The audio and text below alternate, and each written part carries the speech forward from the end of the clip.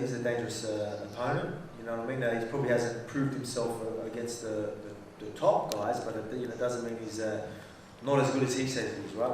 We'll figure out, but we get to find out February 17th. You know, I think,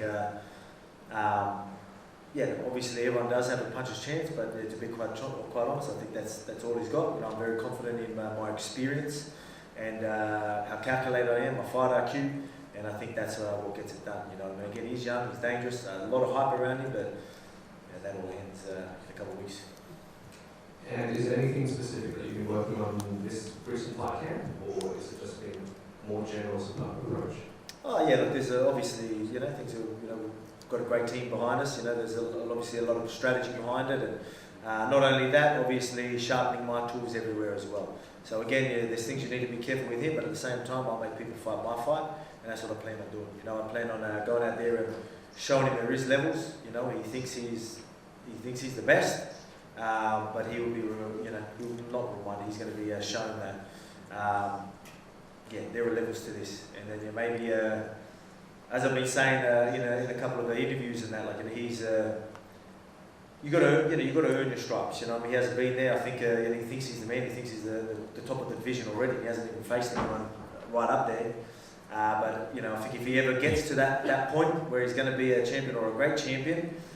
He needs me to do what I plan on doing to him. You know, I'm going to give him a good humbling. Maybe he can bounce back after that and learn a thing or two, and then we'll see what happens from there. But he's going to be shown a good lesson, a good humbling. So I can't wait to do that. Get involved.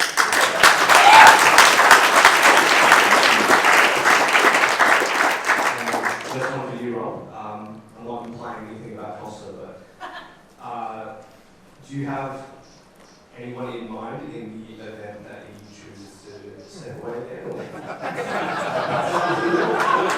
Now, obviously this was something we brought up in the UFC before, so I'm training for a fight.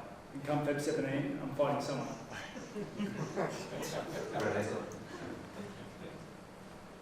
Next question.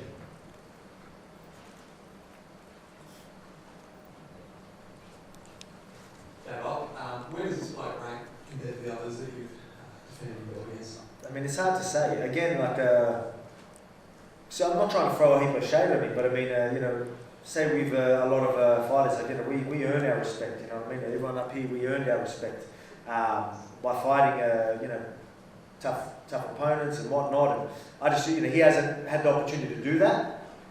But you know, it's just. Look, I don't think he's as good as he says he is, to be quite honest. But we will see. Maybe that's the wrong way I put it. He hasn't showed us he's as good as he says. He hasn't been put in a position against the top athletes to show us that. But we get to see what he's made of come fight time. You know what I mean? So I'm preparing for a man that is as good as he says he is. So he thinks he's a man. All right, I'm preparing for that. So I'll give you the benefit of the doubt. So I'm going to turn up and I'm going to be waiting, but if you're not up to that standard, you know, like I said, there's going to be a good humbling experience for him. You know, I think, like I said, he needs it anyway.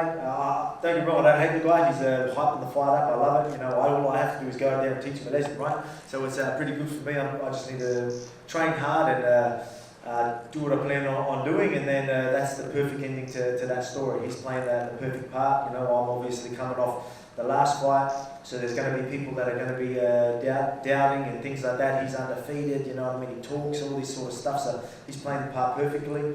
So I just get to show that, you know, where I'm at. You know, where do I rank him? I just don't know, because he hasn't. I haven't got to see that. I'll tell you on the fight. You mentioned the last fight there. Does it play in your mind at all? Does it change the way you go about things when you come up? No, not at all. Like, you know, a lot of people obviously have asked that, you know, which is, you know, funny for me, because, you know, a lot of people be like, oh, you know, they don't, you know, they're worried about getting caught. I mean, like, I've always been calculated. You know, I've always, you know, I go into every fight, you know, I'm not a cocky dude, but I believe in myself. I'm very confident that the only way a lot of these guys can beat me is by catching me, and that's it. You know, so I've always prepared, I've always fought like that. And that's the same going in here, right? Like, so I'm going to be calculated as I always am. And, you know, nothing changes. But, you know, it's, for me, unless I'm getting asked about it, I'm not really thinking about it. I'm just thinking about what I need to do to get, to be in the best physical shape, physically and mentally shape that I can be going into that fight. You know what I mean? So that's what I'm focused on. I don't really think about that. But again, that's all a part of the story. Everyone just gets to see the bounce back, and I can't wait. Well, is that the same for you? That it doesn't really matter you if you come into a fight of loss? No, it is what it is. The best way to make amends is to get back on the horse. And the only way to prove everyone wrong is to get a win under your belt. Hey, Robbie, you mentioned with that fight camp last time, Katie come over, you might not have taken that fight. Can you talk us through the differences now? You're obviously in a much better place. What's the difference between now and the fight against Duplessis? Oh, mate, the Duplessis camp and the fight itself was a good wake-up call. I think it's good to be had out of just about everything.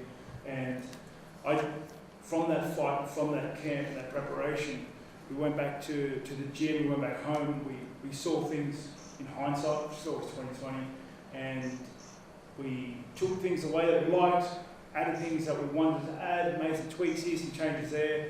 And honestly, I would think it's been for the better. I'm coming into this fight hungrier than ever. I've been really focusing on trying to bring that animal back. I'm not just in it this fight to win. I'm in it to hurt Costa, and I think that mentality is it's a powerful thing to have.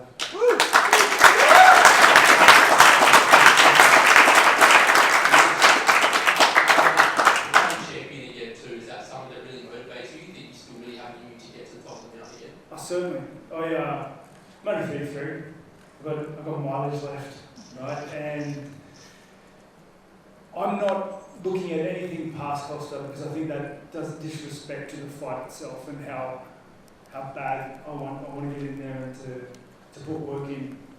But the overreaching career objective is obviously to get my belt back. It's that's the plan, If you look at the grand plan, that's the plan for my career is to win these fights, switch these guys off, become champ, and then play for kids. Go ahead. Well, you mentioned that you wanted to bring the animal back in your fights. Is that something you feel like you lost a little bit? It's not that I lost. It's like because of the person that I am, I'm always an animal in a fight. I'm always ready to fight. You can jump in my worst day and I'll give you a good showing.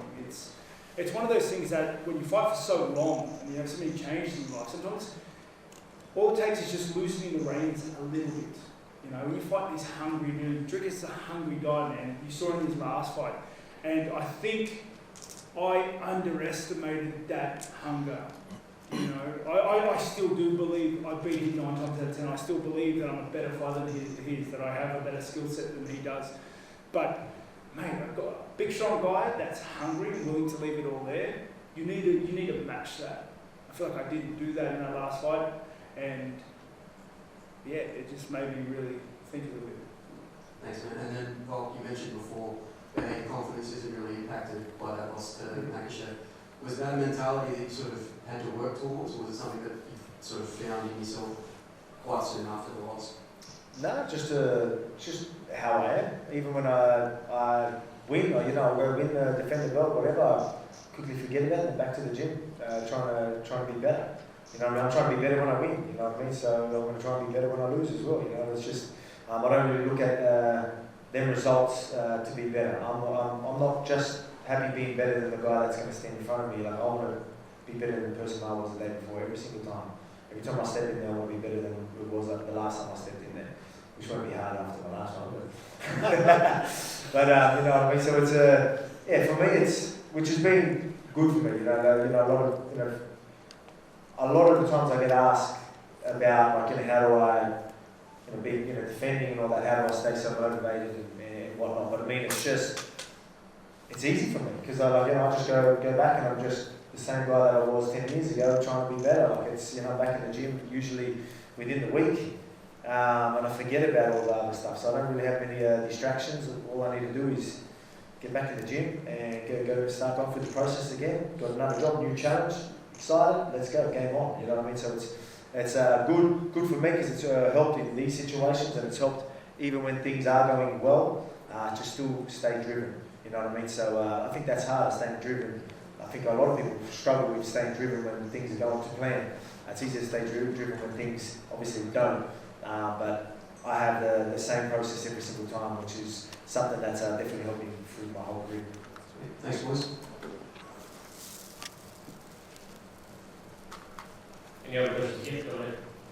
Just for you, Volk, obviously coming off a loss, it was a pretty devastating loss for yourself. Did you have to kind of go back to find who you were, or go back to find who you were as a person and as a fighter coming off the knockout loss? No, not really. Again, that's the game, you know.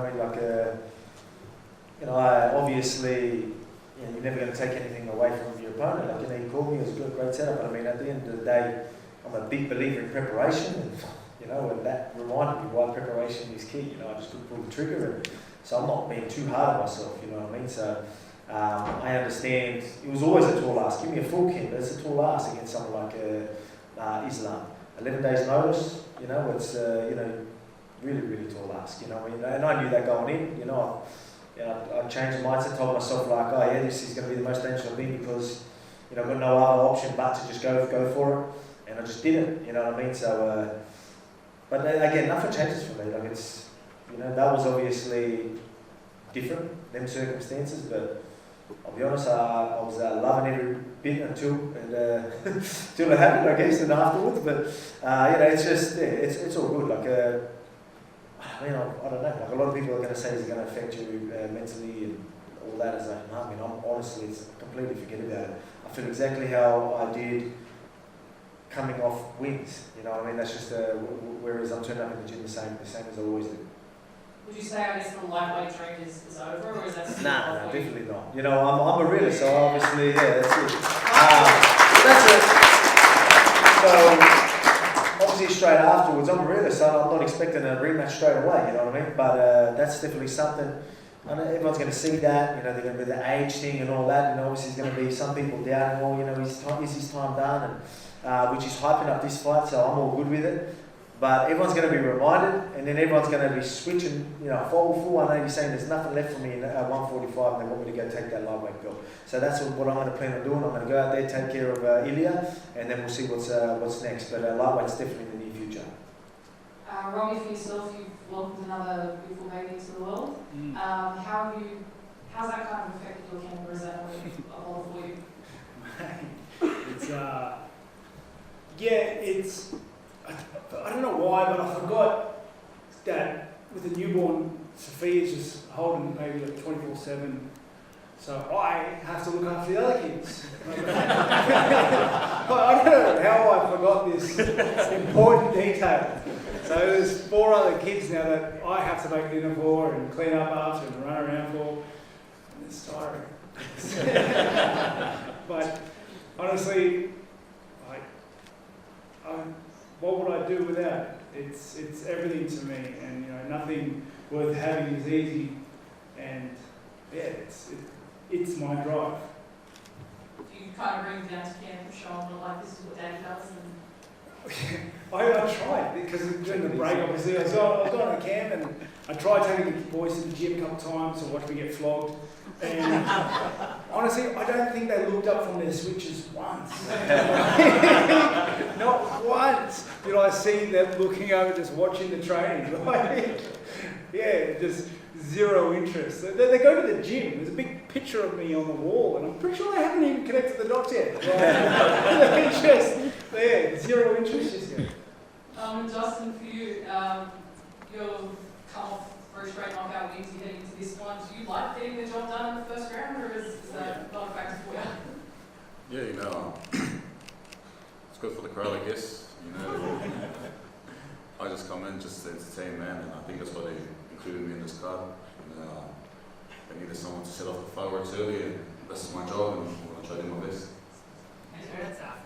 Who doesn't like